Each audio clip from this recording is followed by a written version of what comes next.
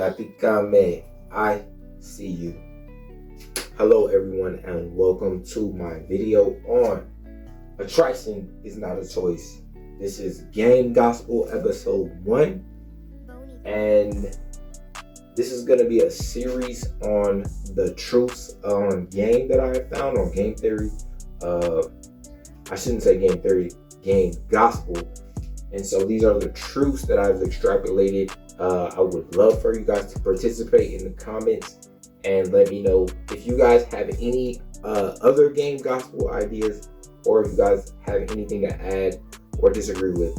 So without further ado, the title is Attraction is Not a Choice. This is David Data, the first golden nugget I found. He had a book, an online book. It was amazing. The principle was that, and what I add to it is, but validation is. So basically, attraction triggers are hardwired into our DNA. Like, that's basically how God made us, right? Attraction is not a choice. When you see the characteristics that are probably, I shouldn't say probably, that do in fact contribute to survival and reproduction, those things, including like personality characteristics, are attracted to the opposite sex, right? And so that's why men like young, fertile, healthy women, and that's why men like, did I say men? Yeah, and that's why women like strong, men with resources that can survive and provide and protect with strong networks. Those are the characteristics that would be attracted to the opposite sex and polarized naturally.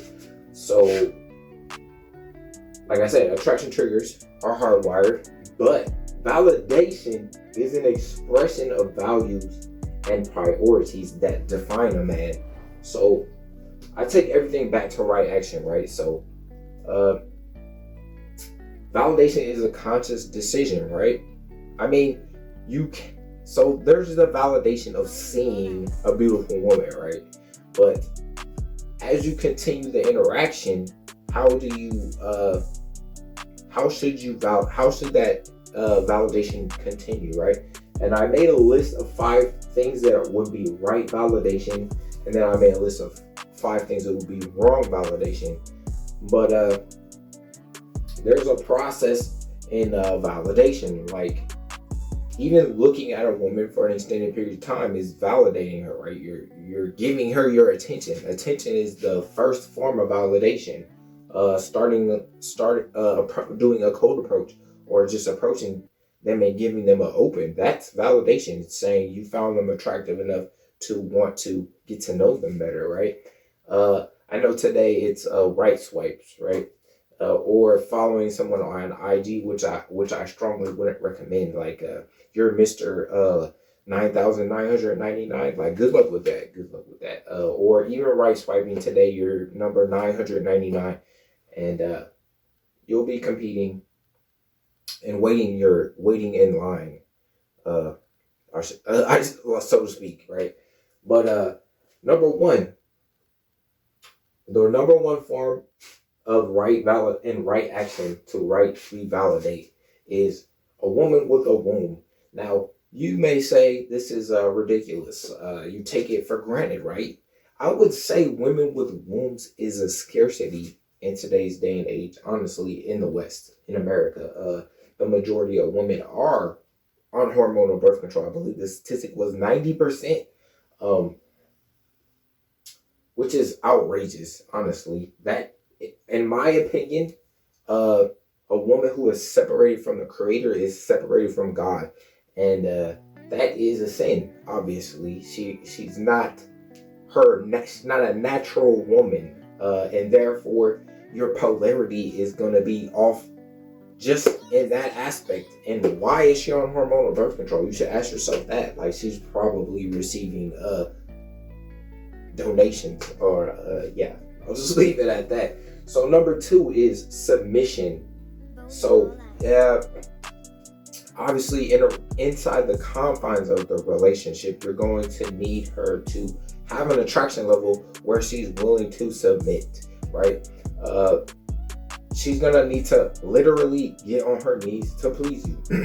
When you have that level of submission, everything should go smoothly as long as you can lead things appropriately, right?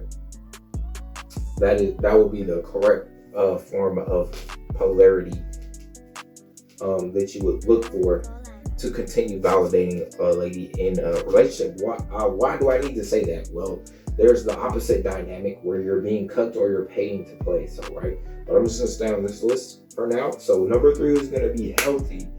Obviously, you need an STD-free woman that doesn't have diabetes, is not obese, preferably, right? Do I need to say all of these things? I think I do, honestly. With all the virgins out there these days, I think, man, I shudder to think at the things that are going on these days, the trans gateways and the scarcity can lead to some horrifying things. But number 4 is loyalty. Yes, you need a woman that is loyal. This will ensure paternity. This will ensure that your biochemistry is not going to be exposed to Jimmy and Jeffrey and Kenny and Casey and etc. so forth. And now you need to take antibiotics, and now you need to get a STI test, right? And that kid, now you need a paternity test as well, right? Productive and procreative. Okay, number 5. You want a woman who is productive. She's going to contribute to the household. She's going to contribute to your well-being. She's going to contribute kids to their lineage and her progeny as well. You know, there's a lot of women, I would say even the majority of women are not having kids these days, which is unhuman, quite frankly. You want a natural woman who is productive and procreative. That means she gives you your heirs, and you know, you have a successful life. Wrong validation. So we just went over these and the contrast. So simping and pedestalization. So the form of validation. Well, were you thinking that this is going to get you ahead? Simping is when you put the woman above yourself. What this actually does, and when you pedestalize her, is that a woman doesn't find it. It's going to affect the attraction level. So if this simping will actually gateway you to these other forms of submission. But simping is the first form of submission, which is going to affect the polarity and lower the attraction. So when you simping, it's hard for her to get on her knees and submit. You know what I'm saying? So when you pay to play, this is solicitation. This is buying gifts. This is, I don't want to say taking trips. You know what I'm saying? But you know what I'm saying. Pay to play, OnlyFans. I think even paying for apps to, you know, get so they can boost you so you can be seen. That's tricking. Basically, that's like worse than tricking. But I digress. Number 3, being cucked is submission. Do boy is submission, and being a side. I can't say being a side is submission, but you're putting your health at risk, and you're also putting your health at risk in 2 ways. You're exposing yourself to whoever else she's fornicating with, and you're also putting yourself at risk to her husband or boyfriend finding out and wanting to kill you, and he most certainly will want to kill you. My dad used to say, there's more people in jail and in prison over some pussy than any other thing, and that's the truth. Number 4, reward bad behavior. That's validation, wrong validation for sure. You never want to have something bad, or you never want her to do anything bad and then try and appease the situation by rewarding her bad behavior because you won't let go. There's a time when you need to pull back and walk away, and then there's a time when you never reward bad behavior. just never. When she messes up, the punishment is the pullback, like basically.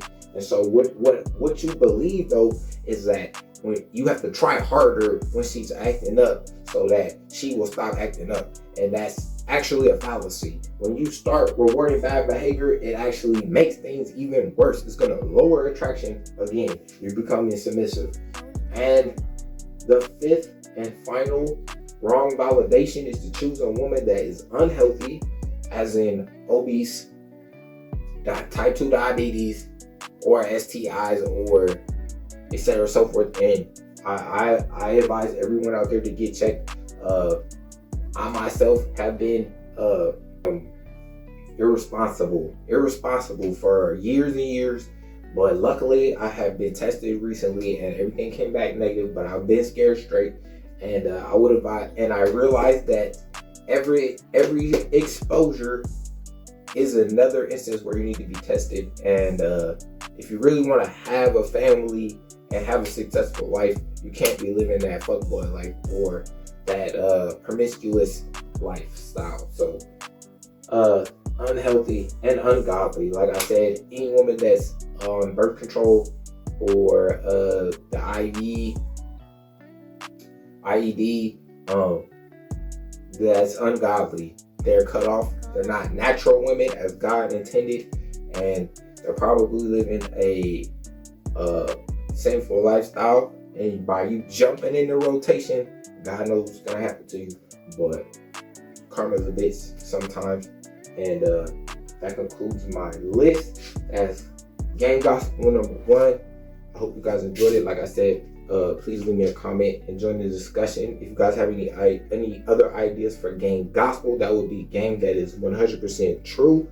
Let me know, and I'll catch you guys in the next one. Peace.